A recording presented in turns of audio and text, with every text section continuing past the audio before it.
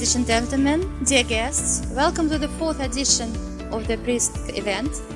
The BRIC chambers and our partner for this event, FIDIL, the Voice of Luxembourg Industry, are very proud to welcome you. I'm Olga Hausinga, I'm director at LRBC, Russian Luxembourg Business Chamber, and audit director in Deloitte, and I will be hosting this event tonight. It is always important to remind that the BRICS countries hold 41% of the world population, and in 2018 they had a combined GDP of 18 trillion US dollars, about 30% of the world GDP and about 27% of the world's surface.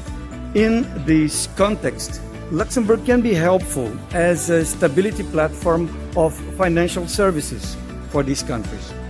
Brazil is a worldwide phenomenon where you can find industries of the 5 continents coexisting in healthy competition.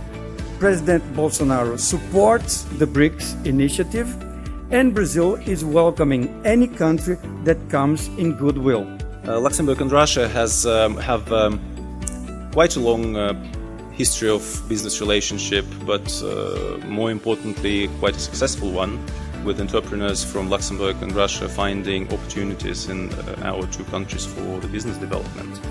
It is estimated by international trade bodies that in the next 25 to 30 years, based on the current trends, China and India are poised to become dominant global suppliers of manufactured goods and services respectively. Except for India, EU has trade deficits with all BRIC countries. This shows that bilateral relationship between Europe and India is mutually beneficial. India is equally interested in trade with Europe as is Europe with India.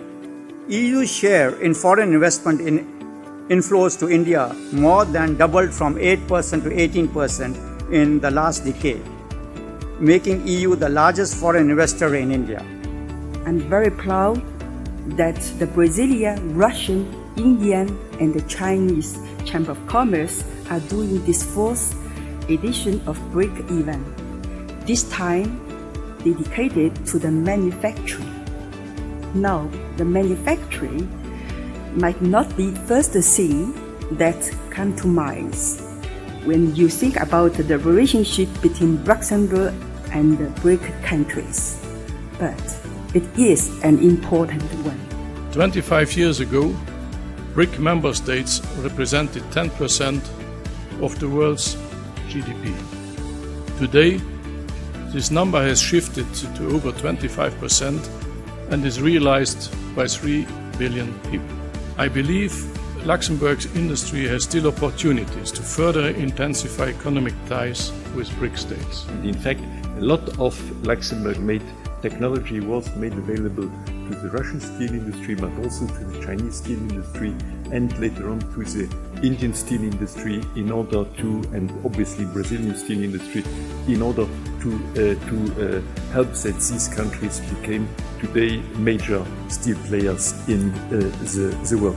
BRICS is a fantastic opportunity, I think, for the 5 countries by themselves, but more generally also to show the way and to build really a good counterpart also with G7 in order to form a global alliance how to develop the world economy for the good.